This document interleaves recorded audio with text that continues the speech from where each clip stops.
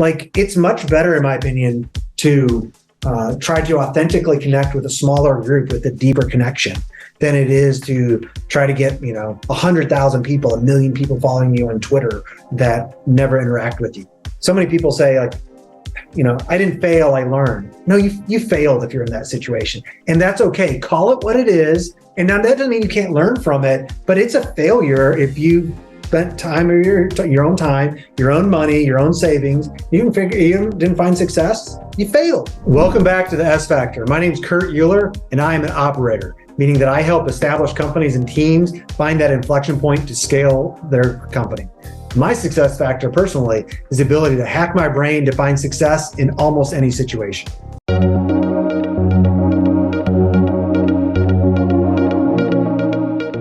Good morning, Kurt. Welcome to the S Factor. How are you doing today? Great. Thanks for having me. Thanks for your time today. I appreciate that. This is going to be a very interesting conversation. We're going to learn a little bit about marketing. We're going to learn a little bit about entrepreneurship, mindset, and all that. So there are many things to pick from your career, but one of the first things I want to talk about is ClearVision. You founded the company in 1999 and it got acquired a few years later.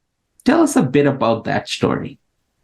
Yeah, that had really just started from, that was back when, the web was still new, but it was really easy to actually go. I was walking door to door, selling accountants, insurance companies and lawyers, financial planners, websites. And all they knew is they needed to be online. And so it really kind of just accelerated something I already knew, that it was like, it's all about operations if you really want to grow. And so at the end of the day, I had a book of business. Was hosting a bunch of websites, did not want to do any of that. And so when I decided to get out of that, we found a decent web hosting company that wanted to buy it, which has got bought a couple times and is actually now part of DreamHost. Excellent. So that was kind of where your entrepreneurship journey was ramping up. So the next thing you founded was Technology Suits, which was back in 2005. And that got acquired by AOL in 2008. So how did you basically set up that business? And were you looking to sort of set up the business in such a way that it gets acquired down the road?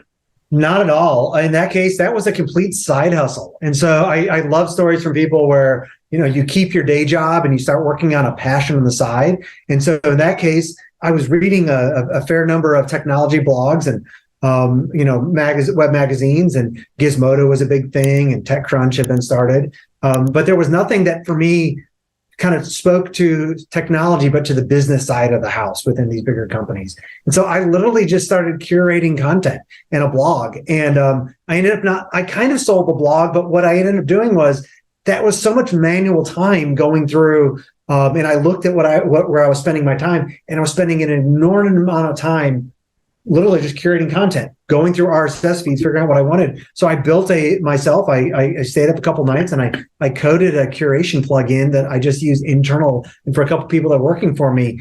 And that let us go a lot faster with that website, and had a few connections with AOL and a few other places, and happened to hear that AOL specifically was struggling with something. And I was like, I built something like that on the side, like their ears perked up in the room. And so the next thing I knew, I had an offer that said, can we talk about buying that technology? And I kind of joked that I was like, I like to say I sold a blog, but the fact was the terms, I sold that technology under the circumstance. They did not buy the domain, but under the condition that I shut down that website. Excellent. And since then, obviously, you've had many different roles with larger companies which have gotten bought out, and other smaller businesses as well. So what are some of the takeaways from that journey, especially in terms of building a business? The thing for me is, I think it's very important that entrepreneurs and people focus on niches while they're actually building something, but that they don't stay married to that. I mean, most of my success has come, thanks to a lot of cases, to having mentors in other industries, but people that encourage me to say, look, you're working in this industry, but what are the solutions in other industries of trying to solve that same thing? I mean, I was blessed to have been at a company called Navtech, became Here Technologies, but we took that company public, and we may talk about that a little bit, and then later sold it. It's still the largest spatial data company in the world, both mapping data and all this real-time traffic information. And you think about all the industries that use that. And so I had this wonderful mentor named Saladin Khan, where he and I would walk out of meetings with Siemens VDO, that does the navigation system for like Lexus, walk into a meeting with Microsoft Video Games about how to use our data in a completely new way, and then walk into a meeting with FedEx about how they're, using technology to move trucks around the US. Completely different things. And he kind of pointed out to me, he's like, look, they're all doing the same type of things, but they don't realize it. Our job is to see what's unique across these industries, and then, of course, extract value from that. Okay. All right. Excellent. So as technology is shifting, so is marketing on a day-to-day basis. So I'm curious to know, like, with so many different platforms and so many different strategies, how do we stay on top of it? I think part of it is choosing what you're going to fail at. And so I think too many entrepreneurs, whether they're working on a side hustle or they're operating a big company, the marketing, and from a marketing perspective, they're focused on the next big thing, as you said, like, should I be on TikTok right now? Why don't we have a TikTok channel, or as an example? When in fact, I think the most important thing, whether you're a company or a person, is to think about, this is just an influence economy now. People are making decisions, even if they're buying from a company, they're buying from a person like you that works at that company, or as an entrepreneur. And so it really doesn't matter to me whether or not somebody's on TikTok or Pinterest or Instagram, or they're sending out email or doing Facebook Lives. The important thing is that, one, they realize they're just bartering for influence. And they need to be thinking about things, whether as an individual or as a company, about a digital hub, which should resolve around their own website. Because it doesn't matter what network you're on, all of those, and one thing I can guarantee, they're going to change their algorithm. And so you're ranking really well in Google last year, and now something shifted. Facebook was doing really well, and now there's less organic reach. TikTok has already gone through that as well. So as those things change, then you can just shift with it. And, if like you're big on Instagram, because that's where you just spend time personally, that's where you should really focus your effort on, not chasing the next big thing. The worst advice you could you could give me is to tell me that I have to go build out TikTok. I mean, my wife loves the platform, but just with that example, I'm not on it. So you'd have to change my behavior. So imagine how hard that is to get somebody who has a lot of daily routines down, that doesn't open up TikTok, to say, you need to be posting 1 to 3 times a day. Now, if you told me that same thing on Instagram, that's great. I pull that up to go check with friends. I DM with it. I have investors. That's the only communication I have with some venture capitalists is on Instagram DM. And so it's an influence economy. Use the networks where you are already on, and send everybody back to your own website. Excellent. I really like that point. So one of the key things you mentioned was influencer marketing. And, influencer marketing across all these platforms, we've got so many different types of influencers in almost every industry, it seems like, right? So with so many people, what are some of your tips for people to sort of stand out from their peers? Don't try to be somebody you're not. There's so many people that are trying to be a fake entrepreneur or a fake celebrity in the fitness industry or the dance industry, and maybe not up front, but very quickly people are gonna see through that. And so it's much more important to be authentic and say, I'm trying to do this, and let people in on that part of your journey. Same thing with your company. Like, we should all have success stories, have lighthouse customers where we can tell success stories, and you make them the kind of the superhero of the story. But don't try to act like you're a $50 million marketing SaaS company if you're really a 5-person shop that's struggling to get by in a couple $100,000 of annual recurring revenue, because those are different things. And so, and not everybody is going to be your fan, and that's okay. Like, it's much better, in my opinion, to try to authentically connect with a smaller group with a deeper connection than it is to try to get, 100,000 people, 1 million people following you on Twitter that never interact with you. That is really sound advice. And that brings me to another thing, which I'm very curious to learn from you, is that, see, whenever we open up any of these platforms, we see mega successful entrepreneurs. People flexing in front of their sports cars, in front of planes, in front of stacks of cash, all that stuff. Now, for myself, having seen so many different types of entrepreneurs over the years and being one myself, I can quickly distinguish between who is fake and who might be somewhat authentic, right? So the influencers, they're basically targeting a different age group, in my opinion. They're looking at more younger people who might be more susceptible to that kind of a lifestyle. So what is your advice, especially for new entrepreneurs who are looking for mentors online? Well, I agree with you that for the people that are kind of flexing, that the audience tends to be skew much younger.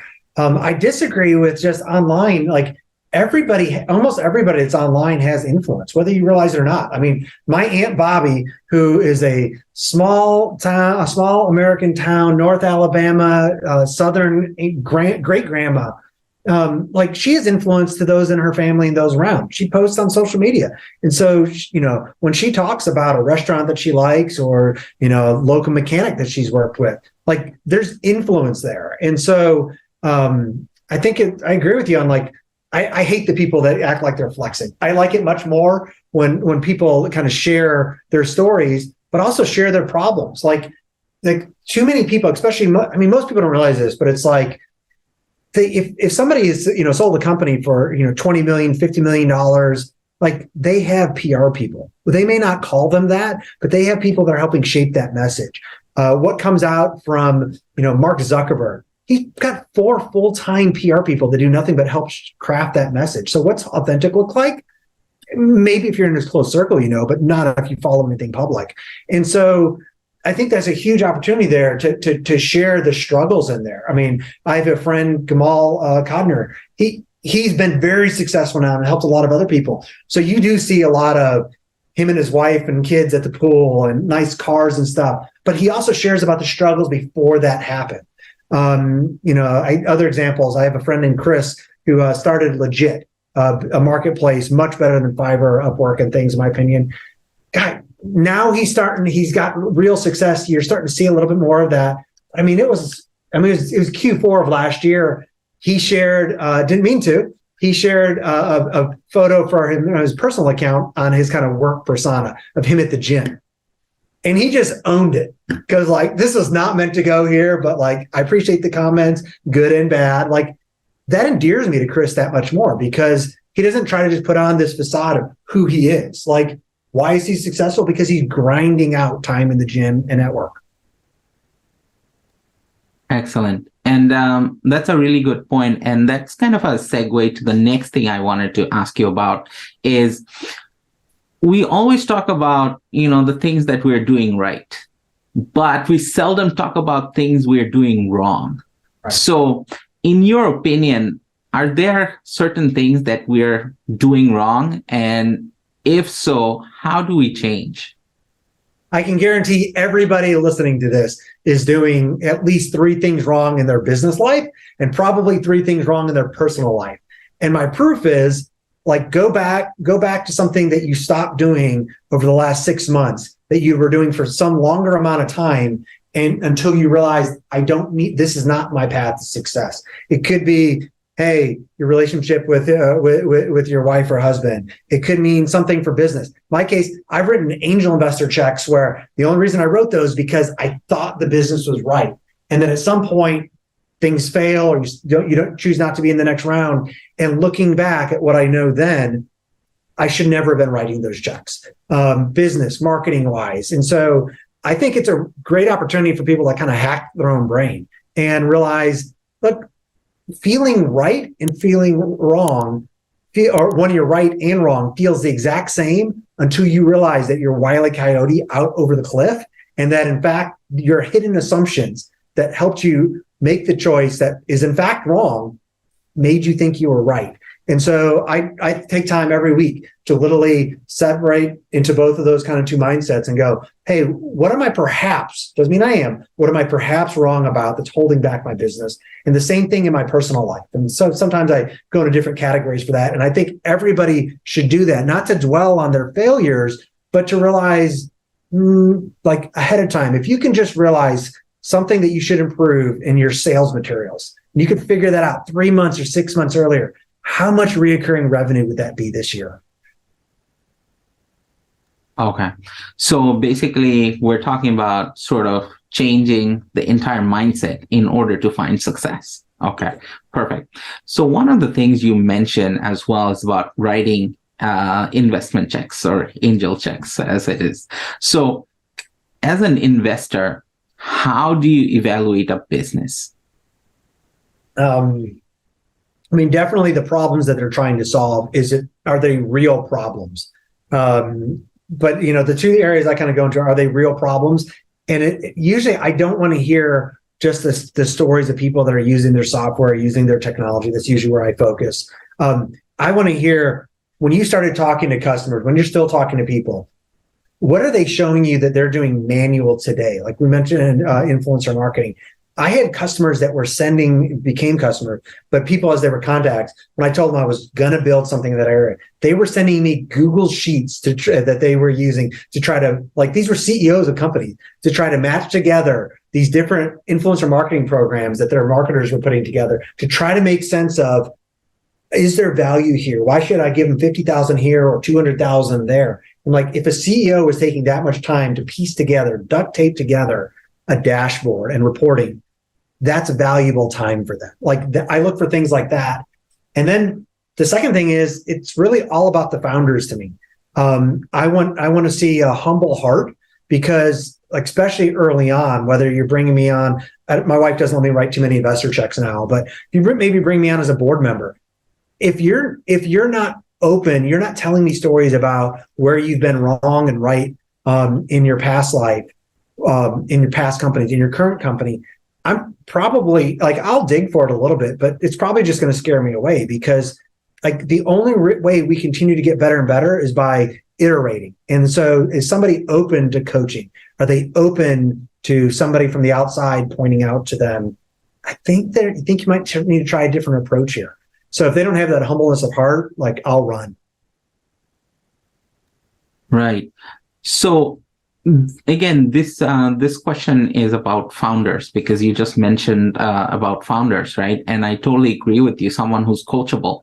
So what are some of the things do you think that founders who have founded these businesses, they believe in their product, they believe that this is the right solution, they're solving a problem, all that stuff, but they're trying to find traction, because the whole thing about finding traction and not getting investment without traction. So people are trying to find traction on their own dime, on their own time, right? So after a while, let's say they have spent, significant their own savings, they have maxed out, they have done everything, yet they're not finding the numbers, they're not finding the traction. Again, this is going to be very general, but I just wanted to know from you, at that point, what are some of the steps they can take? Well, one, they should be very open, in my opinion, to stopping. I mean, there's nothing wrong with, I can't find traction, and especially even if you've raised money.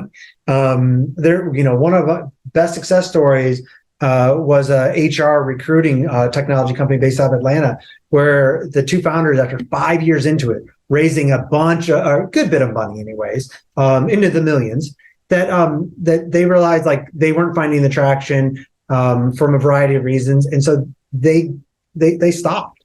But how they stopped was also very important to me then too, because one, they were open with it as they were struggling with the decision. So me and other investors and board members got to weigh in on it. And we did have different solutions. We let them try. They probably tried another year based on trying new things when we got a little bit more heavily involved. but they shut it down well. And that's a really important thing that I think too many people miss nowadays is when you start something, if you have customers at all, especially if you've taken money, it takes a lot of effort to actually shut that thing down. And so it's better to bring people in early on that. So be open to it. There's nothing wrong with, like so many people say, like, I didn't fail, I learned. No, you failed if you're in that situation. And that's okay. Call it what it is. And now that doesn't mean you can't learn from it, but it's a failure if you spent time of your own time, your own money, your own savings. You didn't find success, you failed.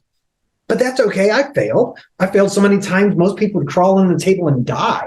And you can learn from those things, but it's important to be authentic with that.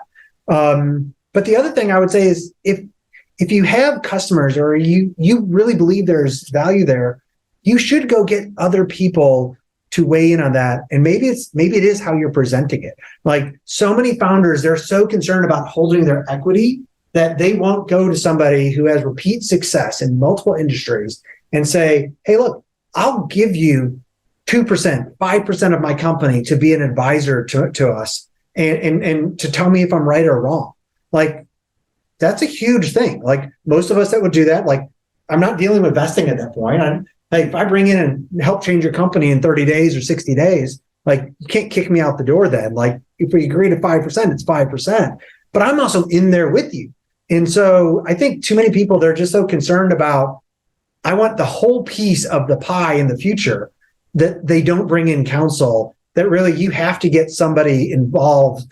And usually that is a money thing. So you're either going to pay up front in cash or you're going to pay them a percentage of the future. But would you rather have 100% of zero? Or would you rather have 95 or 80% of a $10 million company? I'll take the latter all day long. Excellent advice. And that's a good point to end today. Kurt, thank you so much for your time. Before we go, do you want to plug anything? I'd say the one thing is for me, I'm doing a ton of writing right now, thanks to requests from people on my own website. And so, especially for entrepreneurs, I just put out a new, a long ebook on net weaving versus networking, and why networking is not the best way to grow your business. And so I'd love feedback from people on that, and they can get it for free too. Okay, awesome. That sounds like a great deal. So we're going to link the website in the description below. So definitely check it out. Again, Kurt, thank you so much for your time today, and I wish you all the best for 2023. Yeah, thank you for having me.